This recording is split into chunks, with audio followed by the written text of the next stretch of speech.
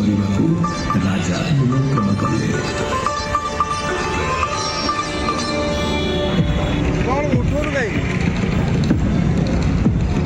ରଥଯାତ୍ରା ବେଳେ ଛେରା ପହଁରା କରୁଥିବା ପୁରୁଷୋତ୍ତମ ଦେବଙ୍କୁ ଦେଖି ମନ୍ତ୍ରୀ ଏହାର ଭୁଲ ତର୍ଜମା କରିବା ସହ କାଞ୍ଚି ରାଜାଙ୍କୁ ପୁରୁଷୋତ୍ତମ ଦେବ ଚାଣ୍ଡାଳ କାର୍ଯ୍ୟ କରନ୍ତି ବୋଲି କହିଲେ। ଏହା ଶୁଣି କ୍ଷୁବ୍ଧ କାଞ୍ଚି ରାଜା ପଦ୍ମାବତୀଙ୍କ ସହ ପୁରୁଷୋତ୍ତମ ଦେବଙ୍କ ବିବାହ ପ୍ରସ୍ତାବ ଭାଙ୍ଗିଦେଲେ। ଅପମାନରେ ଜର୍ଜରିତ ରାଜା ପୁରୁଷୋତ୍ତମ ଦେବ କାଞ୍ଚି ରାଜାଙ୍କୁ ଯୁଦ୍ଧ ପାଇଁ ଆହ୍ୱାନ ଦେଲେ। ସର୍ତ୍ତ ରହିଲା, ଯଦି ରାଜା ପୁରୁଷୋତ୍ତମ ଦେବ ପରାଜିତ ହୁଅନ୍ତି ତେବେ ଶ୍ରୀ ଜଗନ୍ନାଥ ଓ ଶ୍ରୀ ବଳଭଦ୍ରଙ୍କ ମୂର୍ତ୍ତି ଶ୍ରୀ ଗଣେଶଙ୍କ ମଣ୍ଡପ ପଛପଟେ ସ୍ଥାନ ପାଇବେ।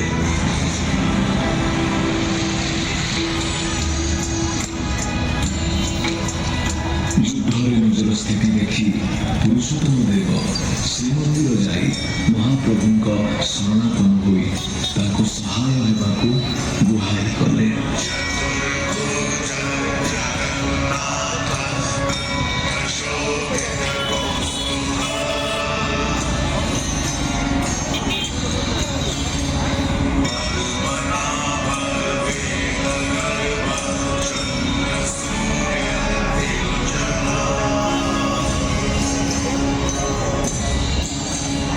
ଭକ୍ତର ଅଧୀନ ଭଗବାନ ମହାପ୍ରଭୁ ବା ଏଥିରୁ ବାହାରି ଯାଆନ୍ତି କିପରି?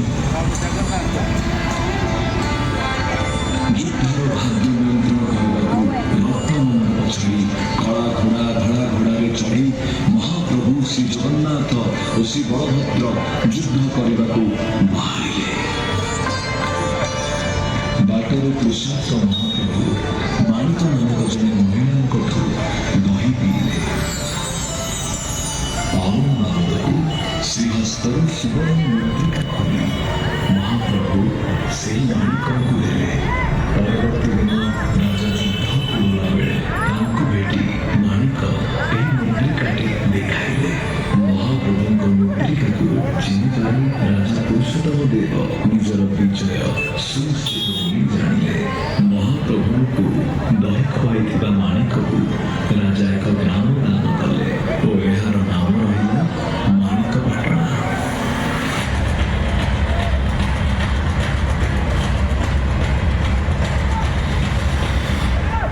ମହାପ୍ରଭୁ ଶ୍ରୀ ଜଗନ୍ନାଥ ଓ ଶ୍ରୀ ବଳଭଦ୍ରଙ୍କ ଦିବ୍ୟ ଉପସ୍ଥିତି ଯୋଗୁଁ ରାଜା ପୁରୁଷୋତ୍ତମ ଯୁଦ୍ଧରେ ବିଜୟ ଲାଭ କଲେ। ସର୍ତ୍ତ ମୁତାବକ କାଞ୍ଚି ରାଜାଙ୍କ ଆରାଧ୍ୟ ଶ୍ରୀ ଗଣେଶ ଓ ରାଜଜନ ପଦ୍ମାବତୀଙ୍କୁ ଧରି ରାଜା ଉତ୍କଳ ରାଜ୍ୟକୁ ଫେରି ଆସିଲେ। ଶ୍ରୀ ଜଗନ୍ନାଥଙ୍କୁ ଅପମାନ ଓ ତାଙ୍କୁ ଚାଣ୍ଡାଳ ଅପବାଦ ଦେଇ ବିବାହ ପ୍ରସ୍ତାବ ଭାଙ୍ଗି ଦିଆଯାଇଥିବାରୁ ସେ ପଦ୍ମାବତୀଙ୍କୁ ଜଣେ ଚାଣ୍ଡାଳ ସହ ବିବାହ ଦେବାକୁ ଘୋଷଣା କଲେ। ରାଜାଙ୍କ ଏହି ଘୋଷଣା ସମସ୍ତଙ୍କୁ ସ୍ତବ୍ଧ କଲା। ମାତ୍ର ରାଜାଙ୍କ ଚତୁର୍ମନ୍ତ୍ରୀ ପରିସ୍ଥିତି ସମ୍ଭାଳି ନେବାକୁ ନିଜକୁ ପ୍ରସ୍ତୁତ କଲେ। ଆସିଲା ସେହି ମହାର୍ଘ ଦିନ ମହାପ୍ରଭୁଙ୍କ ଘୋଷଯାତ୍ରା। ପୁରୁଷୋତ୍ତମ ଦେବ ସୁବର୍ଣ୍ଣ ସମାଜରେ ଧରି ଛେରା ପହଁରା କଲାବେଳେ ମନ୍ତ୍ରୀ ସଙ୍ଗରେ କାଞ୍ଚି ରାଜଜନ ପଦ୍ମାବତୀଙ୍କୁ ଧରି ରଥ ନିକଟରେ ଉପସ୍ଥିତ ହେଲେ। ମନ୍ତ୍ରୀଙ୍କ ଇସାରାରେ ରାଜଜନ ପଦ୍ମାବତୀ ବରଣବନା ନେଇ ରାଜା ପୁରୁଷୋତ୍ତମ ଦେବଙ୍କ ଗଳାରେ ଲମ୍ବାଇ ଦେଇ ତାଙ୍କୁ ପତି ରୂପରେ ବରଣ କଲେ। ମହାପ୍ରଭୁଙ୍କ ରଥରେ ଝାଡୁ କରୁଥିବା ରାଜା ପୁରୁଷୋତ୍ତମ ଦେବ ଯୋଗ୍ୟ ଚାଣ୍ଡାଳ ବୋଲି ମନ୍ତ୍ରୀ ଘୋଷଣା କଲେ। ପୁରୀର ଗଜପତି ମହାରାଜା ପ୍ରତିବର୍ଷ ରଥଯାତ୍ରାରେ ଛେରା ପହଁରା କରି ମହାପ୍ରଭୁଙ୍କ ଆଦ୍ୟ ସେବକର କର୍ତ୍ତବ୍ୟ ପାଳନ କରି ଆସୁଛନ୍ତି। ମହାପ୍ରଭୁ ଜଗନ୍ନାଥ ଭିଆଇଲେ ଲୀଳା, କାଞ୍ଚି ଯୁଦ୍ଧ ଇତିହାସ ଉତ୍କଳ ରଚିଲା।